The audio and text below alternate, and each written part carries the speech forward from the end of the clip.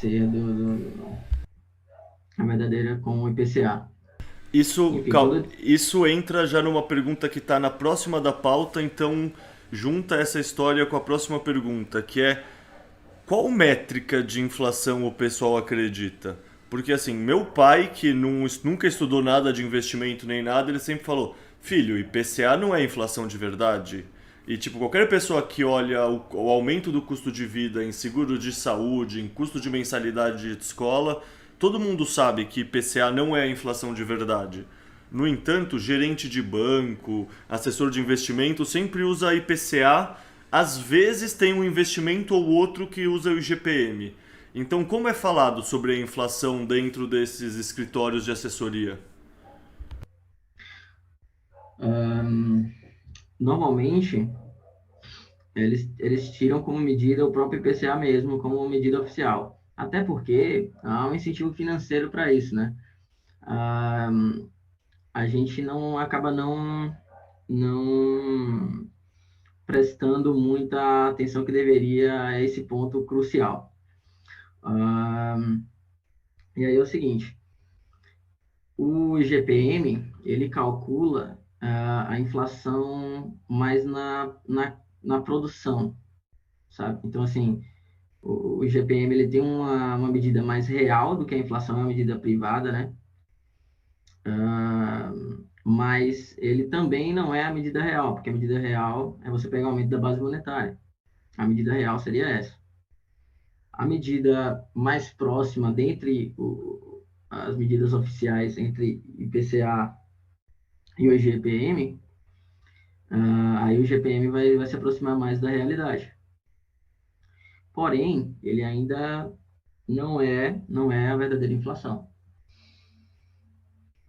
Ah, o, a questão da inflação, quando, por exemplo, um gestor de fundo, inclusive lá na pandemia, a gente tinha muito gestor de fundo que conversavam com a gente,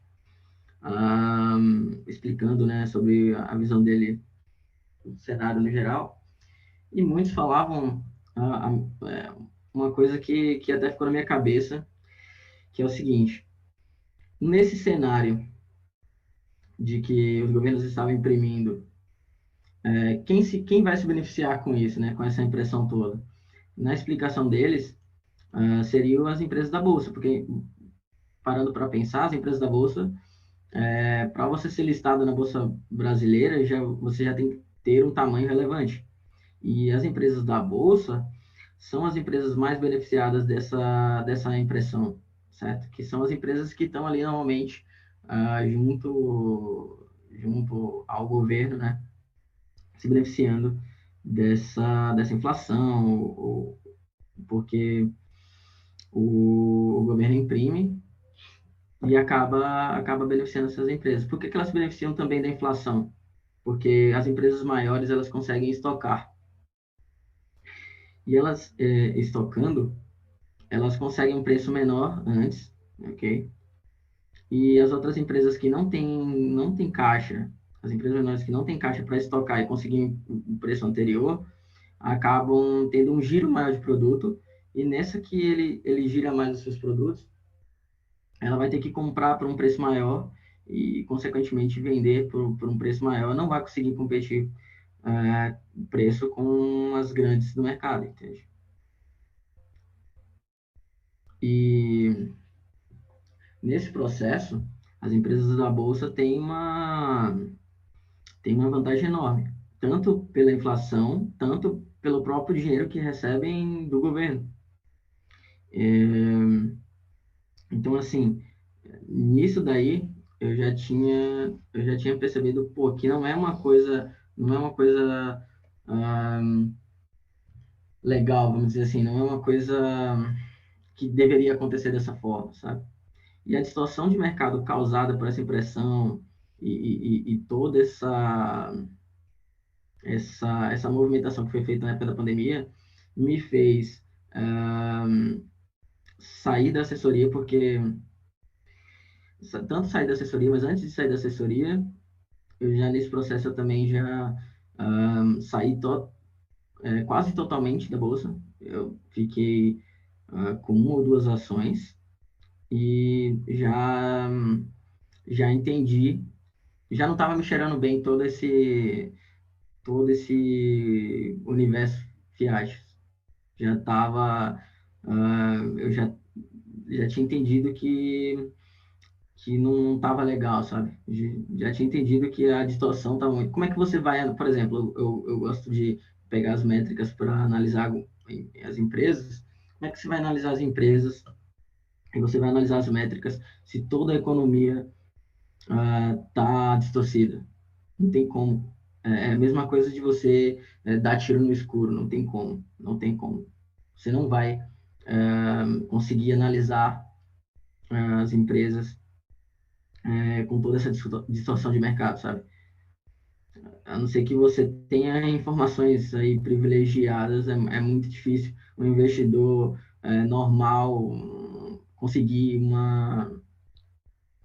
assim acertar as empresas que realmente estão saindo bem. Como é que você vai saber se a empresa está se saindo bem ou se não foi simplesmente uma distorção de mercado, o governo ajudando, sabe? Não tem como, porque tudo na economia fica distorcido, um, também por conta do próprio governo controlar o preço do dinheiro, né? É igual você vê muito liberal e o pessoal do mercado falando a favor do livre mercado, mas ao mesmo tempo defendendo o sistema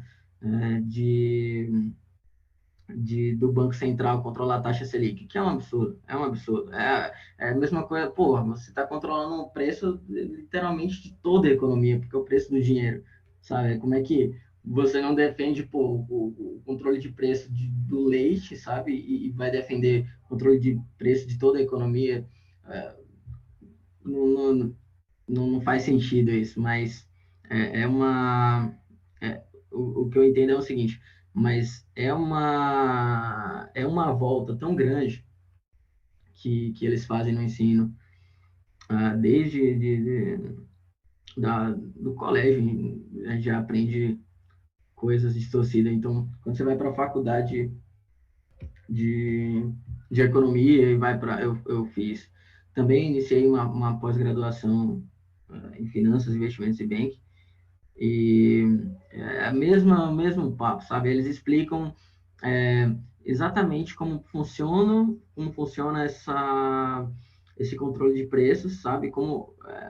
Vamos dizer assim, como o governo consegue brincar de Deus na economia. Eles explicam esse processo de uma forma que complexa e que o cara entende como isso funciona e aí ele acha que entendeu ali como funciona a economia, porque ele entendeu dessa maneira, né, da maneira que ensinaram, e assim, é uma mentira com tanta complexidade que acaba convencendo, vamos dizer assim, sabe? É, E além de. no fundo, o que o pessoal acaba fazendo, pelo menos na minha interpretação, é criar equações que descrevem como a economia funciona e não discutir se ela funciona assim melhor do que ela funcionaria de outra forma. Eles nunca, Exato, eles nunca discutem essa premissa. Será que o nosso modelo está exato. realmente aderente à realidade ou teria um modelo melhor? Uma maneira mais eficiente de se controlar a economia, que é o não controlar a economia. É só descrever o fenômeno e não discutir se o fenômeno faz sentido e deveria ocorrer ou não. Talvez a gente deva simplesmente não imprimir dinheiro e deixar as coisas se autorregularem. Exato, exato. Esse simples questionamento, que é uma coisa ó, até lógica, né? É uma coisa óbvia, eles não fazem, sabe? Eles entram em tanto é, buracos numa premissa errada que eles só pensam em entender como aquilo funciona dentro daquele sistema, mas não se questionam sobre o próprio sistema em si, sabe?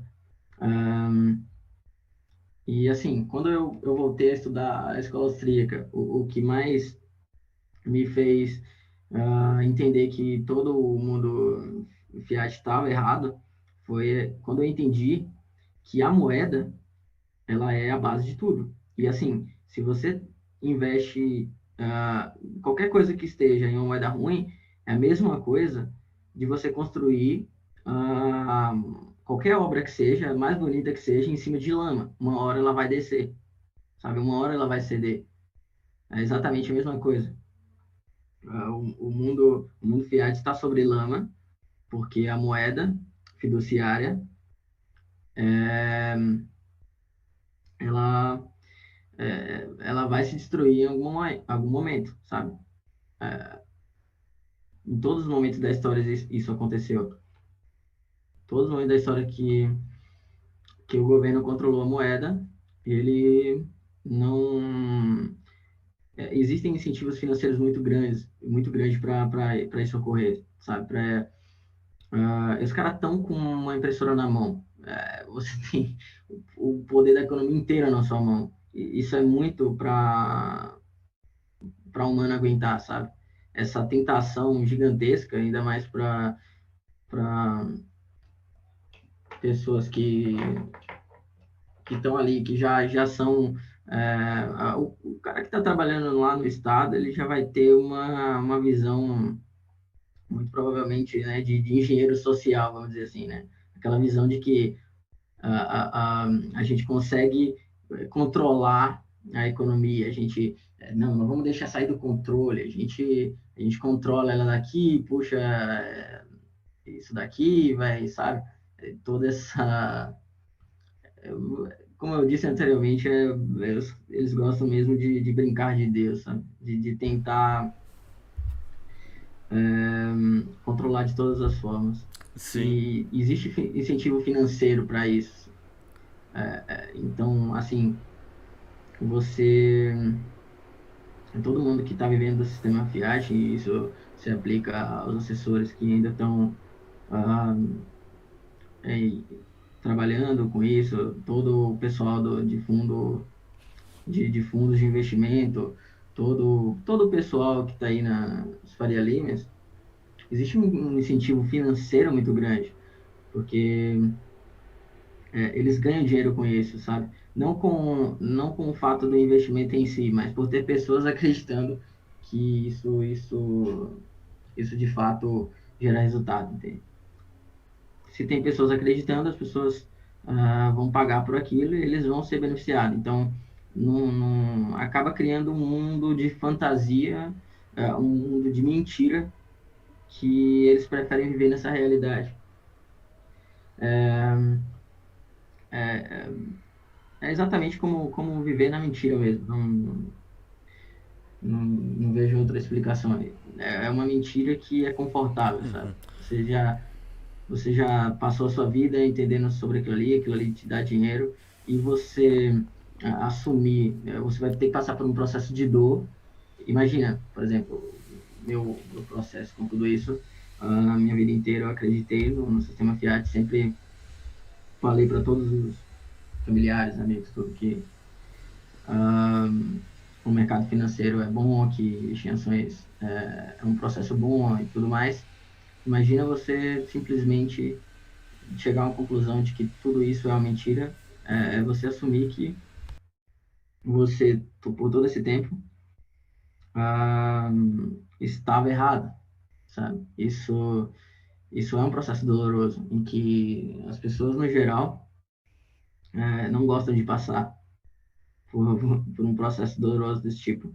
E Cara, quanto maior deixa eu te interromper aqui para eu então só amarrar, porque eu tinha os próximos dois pontos da pauta e eu entrar meio que nessa questão que eu ia perguntar para você, que o conhecimento já existe, até mesmo no meio institucional. Por exemplo, tem aquele relatório da Fidelity recente, que é o Bitcoin primeiro, que a gente traduziu no Explica Bitcoin, que mostra justamente isso. No fundo, o relatório é um relatório maximalista que explica que mesmo num ecossistema multi-chain, o Bitcoin vai ser o ativo vencedor.